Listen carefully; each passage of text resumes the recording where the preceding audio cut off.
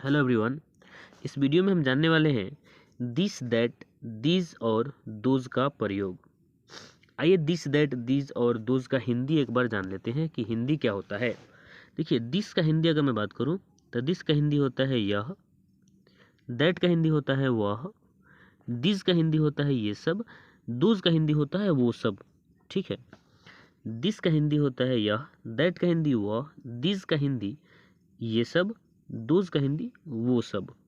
ठीक है, अगर मैं बात करूं दिस और दैट की, फिर से बोल रहे हैं, अगर मैं बात करूं दिस और दैट की, तो ये जो दिस और दैट जो होते हैं ये सिंगुलर होते हैं। क्या होते हैं? दिस और दैट क्या होते हैं? तो ये सिंगुलर होते हैं।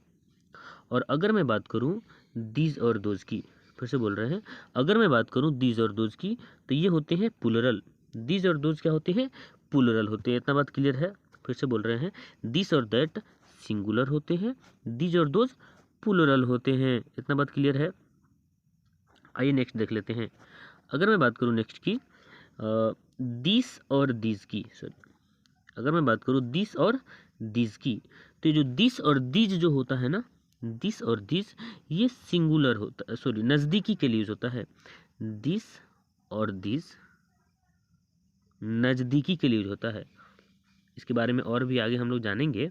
फिलहाल इतना जानिए कि दिस और दीज का जो प्रयोग होता है वो नज़दीकी के लिए होता है, और दैट और दोज का जो प्रयोग होता है, दैट और दोज का जो प्रयोग होता है वह दूर के लिए होता है।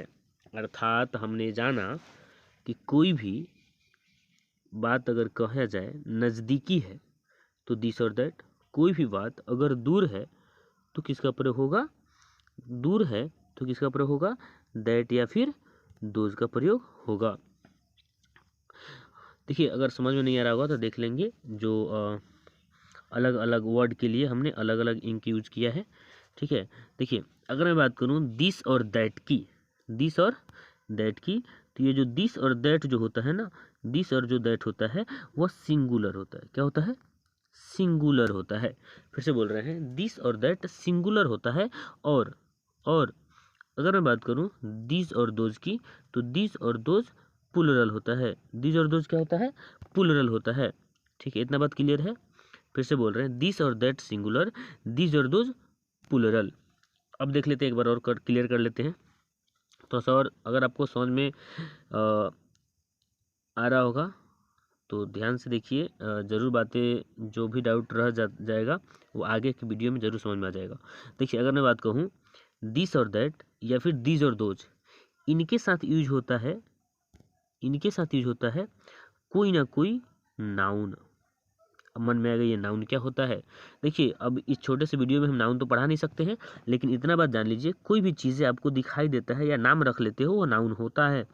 अगर बात करूँ नाउन की, तो या तो कोई ऑब्जेक्ट हो सकता है, ऑब्जेक्ट का मतलब होता है थिंग, कोई वस्तु हो सकता है, या फिर नाउन के स्थान पर या फिर कोई नाम हो सकता है, कोई भी नाम हो सकता है। नाम का मतलब होता है कोई पर्सन, कोई व्यक्ति, अर्थात कोई व्यक्ति हो या वस्तु हो, उसका प्रयोग हम दिस और दैट, दिस और दोज के साथ कर लेते हैं, कोई दिक्कत नहीं होता है।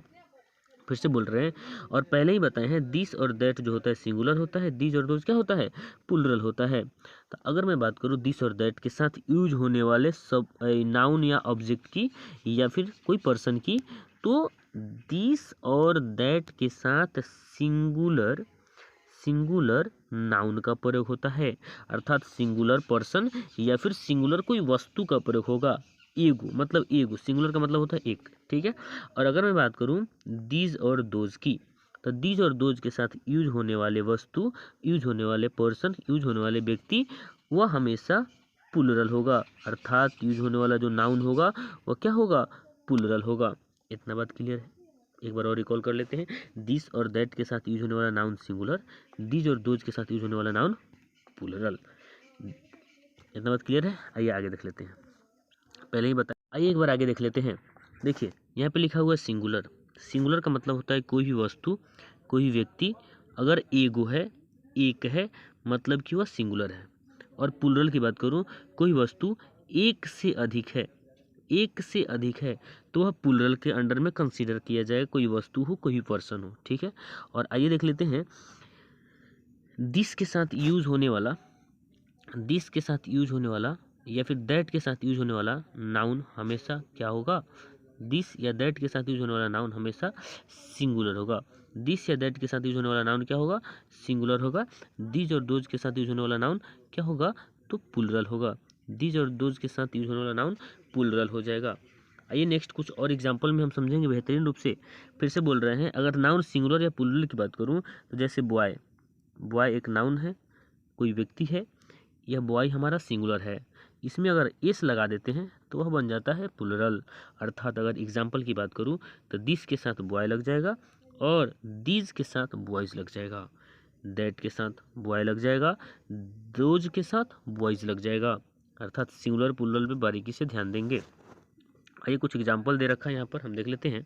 अगर कोई व्यक्ति कोई वस्तु एगो है, अकेला है, तो उसके साथ दिस या दैट। एक से अधिक है तो दीज या दोज, क्लियर। नज़दीक है, नज़दीक है और एगो है तो दिस लगाना, नज़दीक है एक से अधिक है तो दीज लगाना, क्लियर। और अगर दूर है, एगो है, दूर है, एगो है तो क्या लगाएंगे, दूर है। और अगर एगो है तो उसके लिए हम लगाएंगे क्या चीज़, दैट। और अगर दूर है एक से अधिक है तो लगाएंगे हम उसके लिए दोज, ठीक है। आइए कुछ एग्जांपल्स है उसके साथ हम कुछ देख लेते हैं बारीकी बातें। अगर मैं बात करूं दिस बुक की, अगर मैं बात करूं दिस बुक की, तो ये जो दिस बुक है, दिस बुक के साथ ये जो दिस बुक लिखा हुआ है, दिस बुक के साथ अगर ध्यान से देखिएगा तो बुक जो है नाउन है, यह नाउन क्या आया है, नाउन हमारा सिंगुलर यूज हुआ है। ध्यान से देखिएगा तो नाउन हमारा क्या यूज हुआ है, सिंगुलर। और दिस के साथ हमेशा नाउन क्या होता है, यूज सिंगुलर होता है। उसी प्रकार से दैट, दैट बुक का मैंने प्रयोग करा है, बुक हमारा सिंगुलर नाउन है और बुक के साथ हमारा दैट प्रयोग हुआ है। ध्यान से देखिएगा तो नाउन या बुक सिंगुलर है। आइए नेक्स्ट देख लेते हैं, दीज बुक्स लिखा हुआ है। देखिए दीज बुक्स का प्रयोग किया गया है, इसमें अगर मैं बात करूँ बुक्स की तो बुक्स हमारा प्लूरल है और बुक्स के साथ हमारा दीज का प्रयोग हुआ है। यहाँ बुक्स प्लूरल है तो दोज का प्रयोग हुआ है, ठीक है। नेक्स्ट की बात करें तो इसकी हिंदी एक बार देख लेते हैं।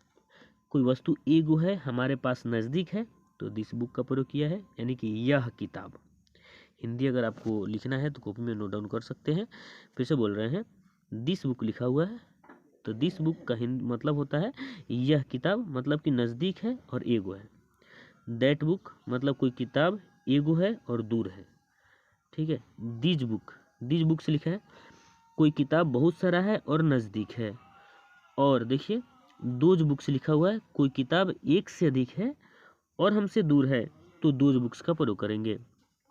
आइए कुछ और एग्जांपल से समझ लेते हैं, देखिएगा ध्यान से। तो यहाँ पे लिखा हुआ है दिस पेन, दिस पेन की बात करें तो दिस यहाँ पर सिंगुलर है तो इसके साथ पेन भी सिंगुलर प्रयोग हुआ है। दैट सिंगुलर है तो पेन भी क्या है, सिंगुलर है। और दिस पेन की मैं बात करूं तो यह पेन हमारे पास नज़दीक होगा और यह कलम नज़दीकी के लिए। दैट पेन हमारे पास अगर कलम दूर है, एगो है, तो दैट पेन लगाएंगे। फिर से कुछ और एग्जांपल देख लेते हैं। दीज पेन्स लिखा है, अगर दीज पेन्स की बात करूं तो देखिएगा ध्यान से, तो दीज प्लूरल होता है तो उसके साथ पेन्स भी प्लूरल यूज हुआ है। दोज प्लूरल होता है तो उसके साथ पेन्स भी प्लूरल हुआ है। आइए देख लेते हैं नेक्स्ट, दिस बॉय लिखा हुआ है। दिस बॉय का मतलब होता है यह लड़का हमारे पास नज़दीक है, एगो है। दिस बॉयज़ हमारे पास बहुत सारे लड़के हैं और नज़दीक हैं, हमारे पास बहुत सारे लड़के हैं और नज़दीक है, इसलिए दिस बॉयज़ लगा। ये नेक्स्ट है दोज बॉयज़, अगर बहुत सारे लड़के हैं और हमसे दूर हैं तो दोज बॉयज़ का प्रयोग करेंगे। और फिर से अगर आगे की बात करें तो दैट बॉय लिखा हुआ है। देखिए अगर मैं बात करूँ दैट बॉय की तो दैट हमारा सिंगुलर होता है तो उसके साथ बॉय भी हमारा सिंगुलर का प्रयोग हुआ है। और दैट बॉय का मतलब होता है वो लड़का दूर है हमसे, और दूर है एगो है, इसलिए हमने दैट बॉय का प्रयोग किया है। देखिए इसमें हो सकता है आपको बहुत सारी बातें समझ में नहीं आया होगा क्योंकि इसमें जस्ट हम प्रैक्टिस करे हैं। और अगर वीडियो आपको पसंद आया होगा तो लाइक शेयर और सब्सक्राइब कीजिए। बाकी हम नेक्स्ट वीडियो में बात करेंगे। Thank you.